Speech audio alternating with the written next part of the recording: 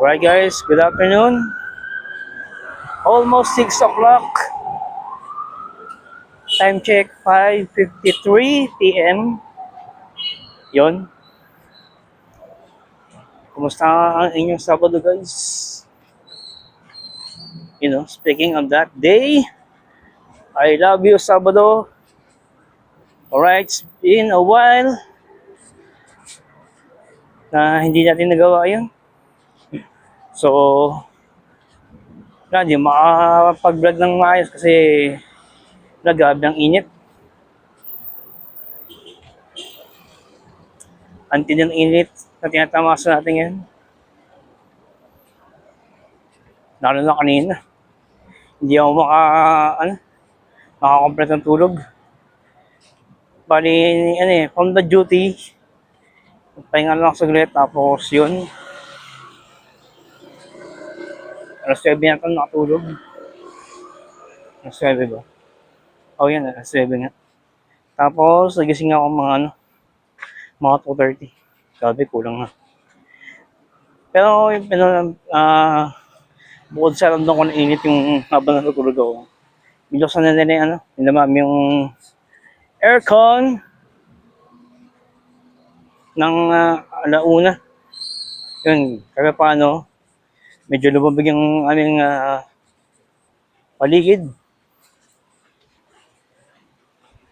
At nakatulog naman ako ng bahagya. So,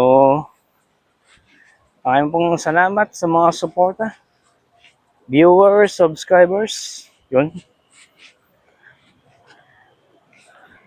And we are now approached the 300 mark subscriber. Thank you po sa mga sumuporta.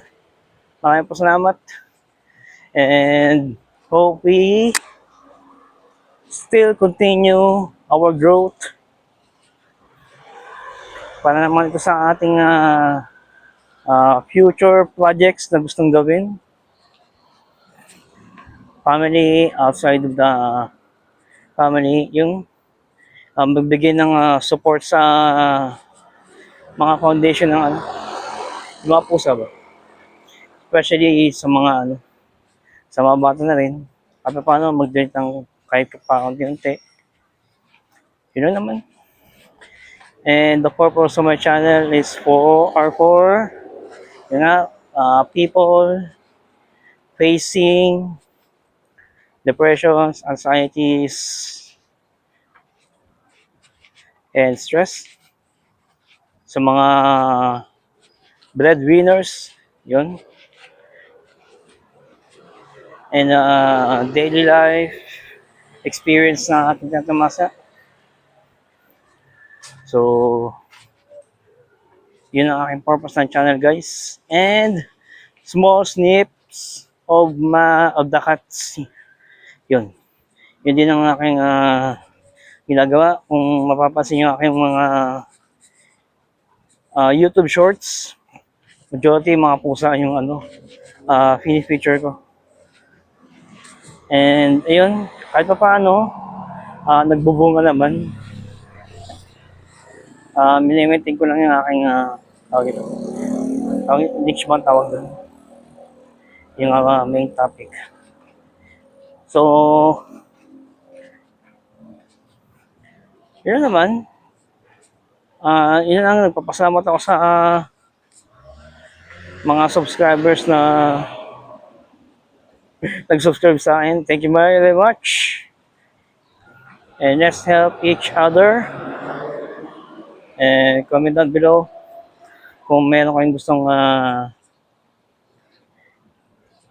pag-usapan na tingin ko ay kaya ko namang gawin. And pasensya po kung bumalik naman sa dati yung content ko, yung wala akong background. Taas ng singin ng Filmora, CapCut. Nasa 1,800. Grabe. Kasi sa mga bawat features na gagamitin. May additional ano pala yun? Additional payments. Kaya yung ano, kaya hindi mo na ako nag-ano ngayon eh. Nag-i-edit ng ano, ng sa Filmora, sa CapCut. Tinigil ko muna. Akala ko kasi ba ano, sabi nga ano, o nga may free pero dating ginagawa ko ano. Parang kino-compile ko lang yung mga videos ko tapos i-upload ko sa YouTube. Pero nung pinag-aralan ko yung mga background, music background, tapos yung mga yung mga sa pagsisimula ng video, yung mga ganun, yung mga video effects sa start ng video. Grabe. May mga bayad pala yun. Kaya yung payment subscription ko sa Filmora, naging ano, 1,800 sa paggamit ng mga ano, mga features, yung additional sounds, music background, tapos yung isa po ng ano, ng video mo, yung may parang welcome, yung mga ganun. Ibayad pala yun. Kapag nakailang gamit ka na, doon kasi singilin. Grabe. I'm on that naman na nag-iipon ako pa yung ano, yung subscription. Mas mabuti siguro yung ano,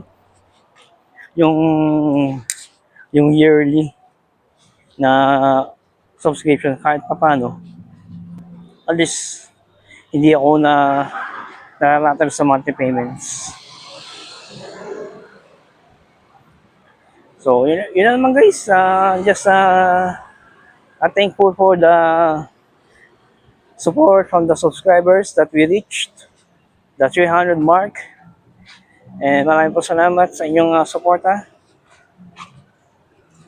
sa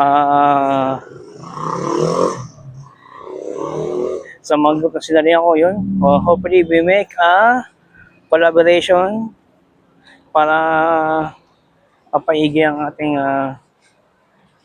mga YouTube channel.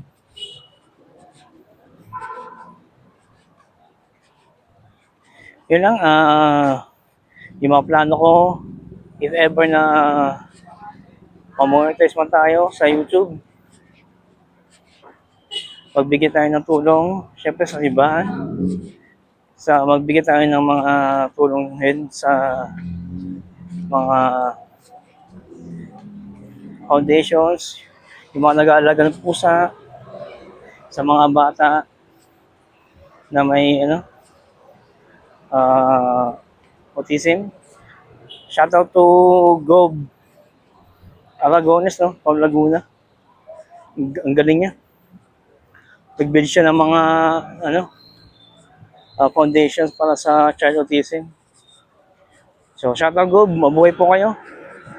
And more projects to come sa lalawigan ng Laguna.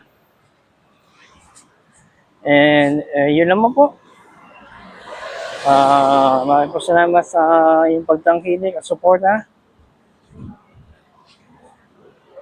And let's see if we make a collaboration sa mga kapwa nating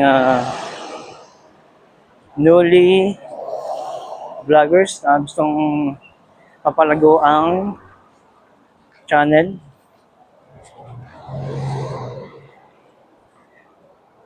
So sa ano ko nga pala, sa daily life ko, meron pa rin naman, bayad utang, gano'n. Pero I will make a commitment na that's the last thing na nagawa ko. So sa ngayon, binabayaran ko po paunti-unti yung mga utang ko. And then, kung sakali talagang na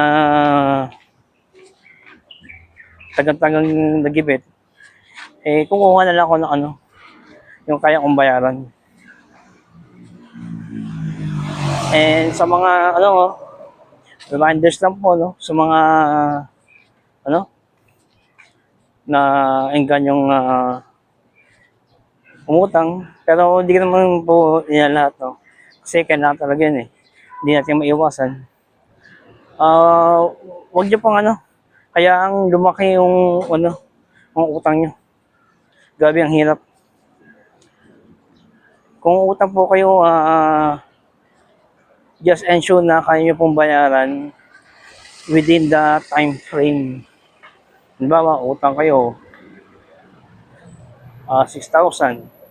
Within the time frame, kailangan mabayaran nyo at least long term para hindi kayo mahirapan sa pagbabayad.